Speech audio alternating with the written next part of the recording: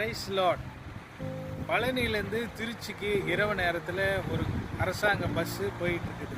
அப்போ ஒட்டஞ்சத்திரம் பஸ் ஸ்டாண்டில் நிற்கும்போது அங்கே ஒரு வாலிபர் 30 வயசு மதிக்கத்தக்க ஒருத்தர் அந்த பஸ்ஸில் ஏறுறாரு.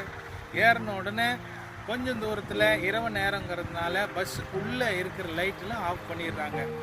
அடுத்த பஸ் ஸ்டாப் போகிறதுக்குள்ளே திடீர்னு பஸ்ஸில் ஒரு சத்தம் கேட்குது.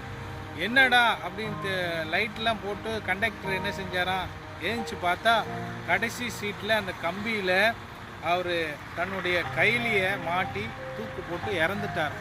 கொஞ்ச நேரத்தில் அடுத்த பஸ் ஸ்டாப் கொண்டு போயிட்டு அந்த வாலிபரை இறக்கி ஹாஸ்பிட்டல் கொண்டு போய் பார்த்தா அந்த வாலிபர் சுத்தமாகவே அவருக்கு உயிர் இல்லவே இல்லை, அவர் இறந்தே போயிட்டார். பாருங்கள், இன்னைக்கு இருக்கிற வாலிபர்கள் தங்களுடைய வாழ்க்கையை எப்படி எதிர்கொள்கிறாங்கன்னு பாருங்கள். அவங்களுக்கு எந்த ஒரு பிரச்சனையும் சமாளிக்கவோ அதை மேற்கொள்ளவோ அவங்களுக்கு ஒரு தைரியம் இல்லை.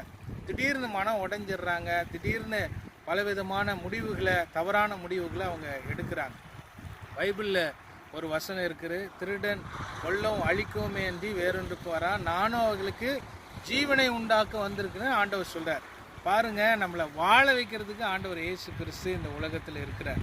வாழ்க்கையில் எத்தனையோ வழிகள் இருக்குது. நீங்கள் தோற்று போனாலும் மறுபடியும் மறுபடியும் மறுபடியும் மறுபடியும் போராடுங்க போராடுங்க போராடுங்க.